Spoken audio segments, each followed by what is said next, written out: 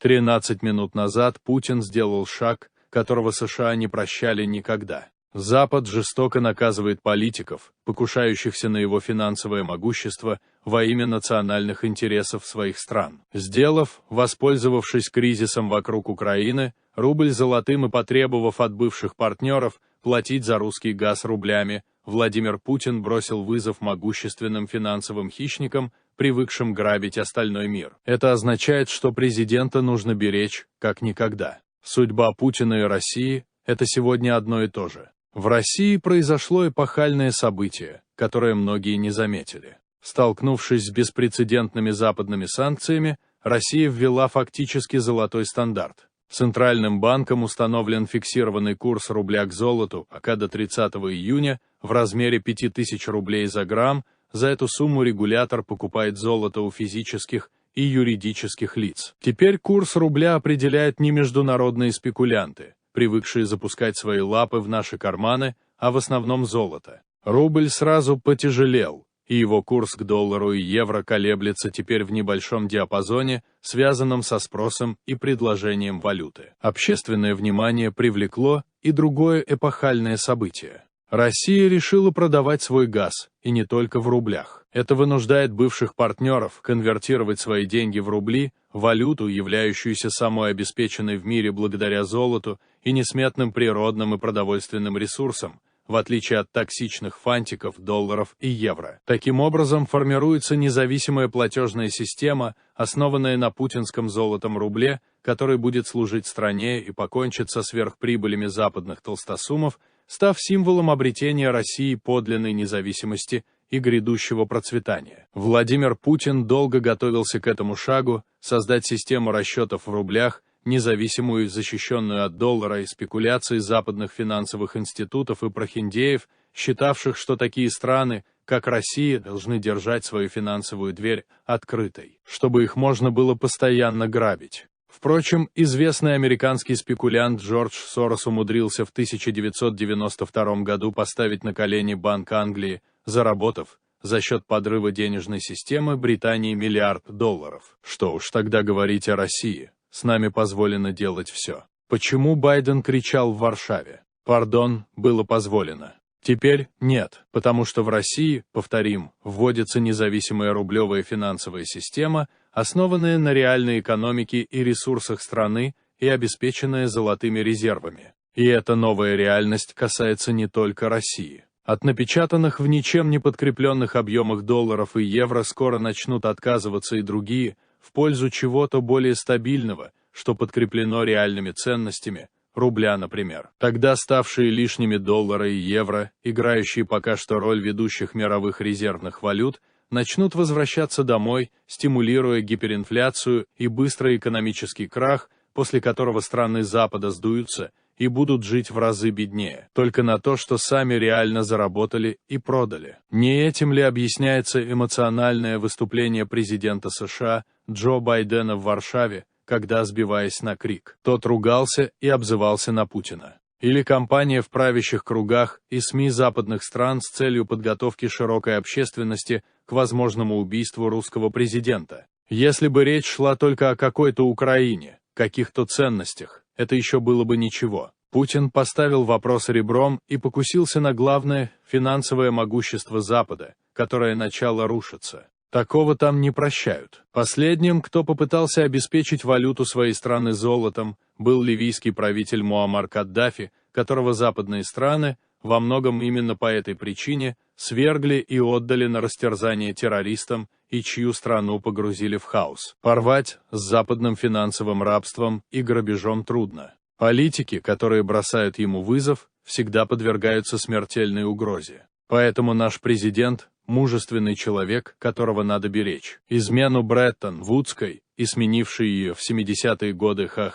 века ямайской системе на Западе не прощают. Прецеденты, касающиеся лидеров больших, средних и малых стран, имеются. Давайте пробежимся по ним, предупрежден значит вооружен. У Сталина едва не получилось, расплата, смерть СССР летом 1944 года по тактическим соображениям поддержал, но в следующем году не ратифицировал Бреттон-Вудскую систему, означавшую доминирование доллара, а вместе с ним и США в мире. В феврале 1950 года Иосиф Сталин сделал то же, что Путин несколько дней назад, повысил курс рубля особым образом. Исчисление его курса стали вести не на базе доллара США, как это делалось в СССР с июля 1937 года, а на золотой основе, в соответствии с золотым содержанием рубля, которое было установлено и четко прописано. Так сталинский рубль получил золотое содержание, минуя доллар, в результате чего появилась альтернативная западная независимая платежная система,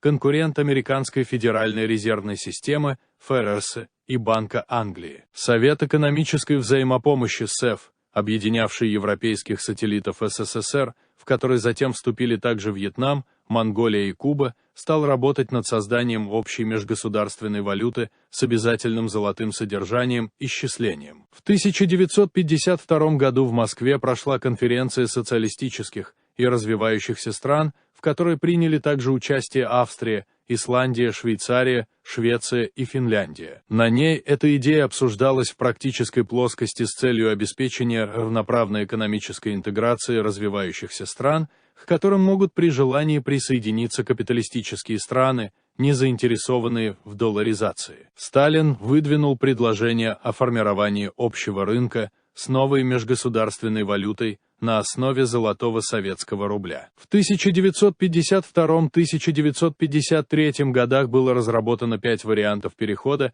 при расчетах между социалистическими странами на валюту, привязанную к золоту вместо доллара. Ввод новой расчетной единицы в обиход планировался с 1955 по 1960 год. Сталин отдавал предпочтение ближайшей дате, но ему возражали, ссылаясь на различные трудности. Он утвердил крайний срок валютного перехода на 1957 год, приурочив его к 40-й годовщине Октябрьской революции. Вождь боялся, что важные преобразования будут похоронены, если с ним что-то случится. Сталин, ничем не болевший, неожиданно умер 5 марта 1953 года. Как теперь признается уже практически открыто, он был отравлен. Золотой рубль не был единственной причиной этого, но в число основных точно входил. Никита Хрущев опять привязал рубль к доллару, сочтя идею золотого обеспечения национальной валюты неактуальной. В течение нескольких лет Хрущев и разбазарили накопленный Сталиным колоссальный золотой запас,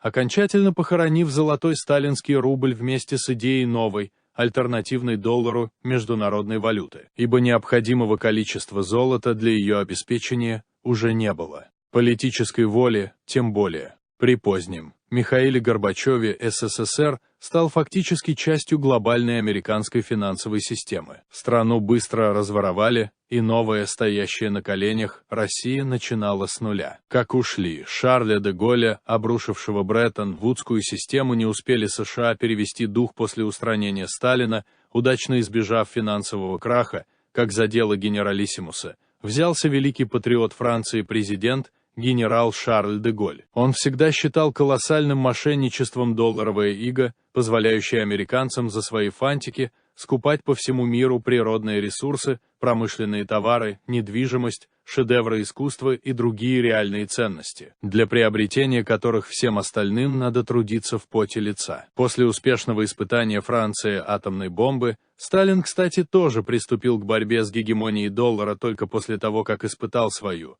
Де Голль потребовал в 1965 году ввести международный обмен на основе золотого стандарта, а не доллара, объявив последнему таким образом войну. В соответствии с Бреттон-Вудским соглашением де Голль официально предложил президенту США Линдону Джонсону обменять $1,5 миллиарда из французских госрезервов на золото по официальному курсу $35 за унцию. Когда американцы это нехотя сделали, их золотой запас похудел на 1650 тонн. Вслед за Францией и другие страны бросились обменивать свои доллары на золото, опасаясь, что им не хватит. Золото утекало из Америки, и в 1968 году США были вынуждены ограничить обмен долларов на золото. 15 августа 1971 года президент США Ричард Никсон объявил о полной отмене золотого обеспечения доллара. Бреттон-Вудская система приказала долго жить и была заменена ямайской валютной системой с плавающими курсами. Американцам и британцам, игравшим при старой системе маргинальную роль, пришлось потесниться, допустив к печатной машинке несколько ведущих западных стран вместе с Японией, а доллар по договоренности с послушными тогда Вашингтону ближневосточными производителями энергоносителей вместо золотого получил нефтяное обеспечение. Понятно, что де Голлю американцы этого не простили. В 1968 году они организовали в Париже одну из первых цветных революций, участники которой при попустительстве агентов влияния англосаксов во французской власти подожгли город и возвели баррикады, исписав стены домов надписями «Пора уходить, Шарль». Де Голлю пришлось временно бежать из страны. Заручившись поддержкой армии, он вернулся, подавив бунт подкупленного люмпен-пролетариата и богатеньких сынков, чем снискал уважение французов. Однако этими событиями боевой генерал был морально сломлен, добровольно покинув свой пост намного раньше положенного срока. Прожил де Голль после этого совсем недолго, скончавшись в 1970 году от разрыва аорты, как гласило официальное медицинское заключение. Его убрали, и президент умер от переживаний, обеспеченных изощренно травившими его партнерами. Трудно сказать. Но в любом случае его ушли. Жизнь за металл, как аукнулся Муаммару Каддафи золотой динар, позволительно гадать, убили де Голля или нет, но относительно другого харизматического лидера, Муаммара Каддафи, все, кажется, ясно. С ним зверски расправились руками дикарей, террористов, враги Ливии, прежде всего американцы и французы, в 2011 году по многим причинам. Одной из основных был золотой динар. В обнародованном Госдепом письме тогдашнего госсекретаря США Хиллари Клинтон содержатся доказательства того, что стремление НАТО к свержению Каддафи было обусловлено двумя основными причинами. Во-первых, желанием не допустить появления панафриканской валюты, обеспеченной золотом на основе ливийского динара. Во-вторых, гигантскими нефтяными запасами Ливии. У Франции, помимо этих, были дополнительные мотивы для свержения Каддафи. Короче, по мнению Вашингтона и Парижа, он накопил слишком большие запасы золота и серебра, которые могли стать основой для новой валюты Африки. А она могла стать альтернативой французскому франку во всех франкоязычных африканских странах. Американцы видели в ней угрозу, и для доллара тоже. Наконец, было много желающих наложить лапу на ливийские нефтяные промыслы, авуары семьи Каддафи и членов его окружения в западных банках, что и было быстро исполнено. Израильтяне хотели отомстить полковнику за поддержку палестинцев. Ему надо было больше дружить с Россией, чтобы уцелеть. Впрочем, есть вполне серьезные люди, которые утверждают, что лидер ливийской революции, экстравагантно управлявший страной несколько десятилетий, имевший за рубежом многочисленных друзей, которым он помогал, на самом деле не умер той страшной смертью. То был его двойник, а настоящий Каддафи где-то тихо спрятался за границей. Так это или не так, но и его в любом случае тоже ушли. Зато иракского правителя Саддама Хусейна, также подумывавшего о введении золотого динара и даже выпустившего в 1989 году с собственным изображением юбилейные золотые монеты, точно повесили в 2006 году. Он слишком много знал про американцев такого, чего было лучше не знать. Не щадят, и своих, ладно бы это касалось лишь лидеров несимпатичных Америке стран. Для хозяев денег и президент США не помеха. Одна из причин убийства Джона Кеннеди в 1963 году – выпуск казначейских билетов США в обход частной лавочки ФРС, которая с 1913 года приватизировала доллар. Распоряжением президента в экономику США были введены таким образом 4,3 миллиарда в купюрах номиналом 2 и 5 долларов.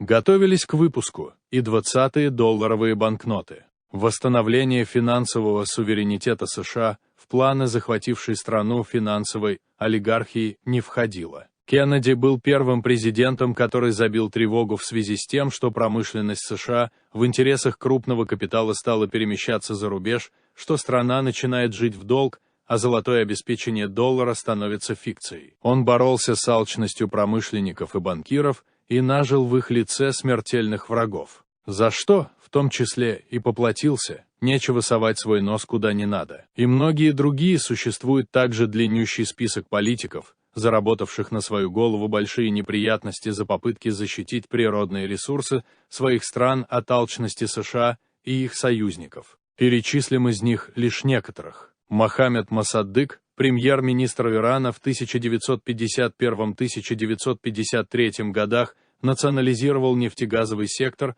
в котором хозяйничали англосаксы. В ответ США и Британия объявили бойкот иранской нефти и начали готовить переворот в стране. ЦРУ выделила на это $1 миллион. После свержения Моссаддык был осужден за государственную измену, 3 года просидел в тюрьме, остальную часть жизни провел под домашним арестом. Гамаль Абдель-Насер, президент Египта в 1958-1970 годах, национализировал в 1956 году Суэцкий канал с целью использования средств, полученных от его эксплуатации, для постройки с помощью СССР Асуанской плотины. Разочаровал США с их европейскими союзниками и по многим другим вопросам. Скорее всего, был отравлен, после чего политика Египта быстро изменилась. Сальвадор Альенде, президент Чили в 1970-1973 годах, национализировал крупнейшие частные компании и банки. В ходе национализации медиплавильной промышленности возникла напряженность в отношениях с США. Американцы контролировали 80% отрасли, дававшей Чили 4/5 внешнеторговой выручки. Вашингтон в ответ организовал бойкот чилийской меди, заморозил чилийские счета, ввел банковскую блокаду и развернул щедро оплаченную кампанию по дестабилизации в стране. В результате кровавого военного переворота Альенде погиб. Лидер Панамы Омар Торихос добился национализации Панамского канала, несмотря на бешеное сопротивление США. Погиб в 1981 году в подстроенной ЦРУ авиационной катастрофе. Уго Чавес, многолетний президент Венесуэлы, национализировал предприятия ключевых отраслей промышленности, в том числе нефтяной, принадлежавшие в основном американскому капиталу. Скончался в 2013 году в возрасте 58 лет от рака.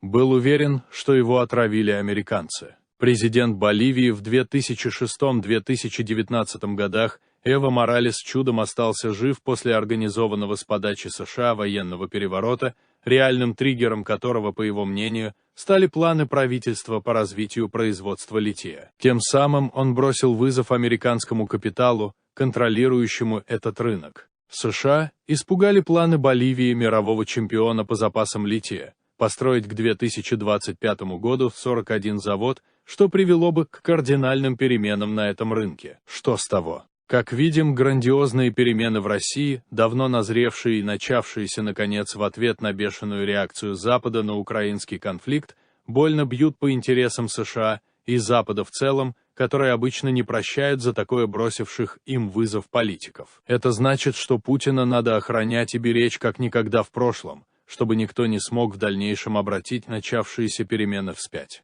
Еще одну упущенную возможность стать полностью суверенной России может не пережить. Судьба президента и страны – это сегодня, повторим, одно и то же.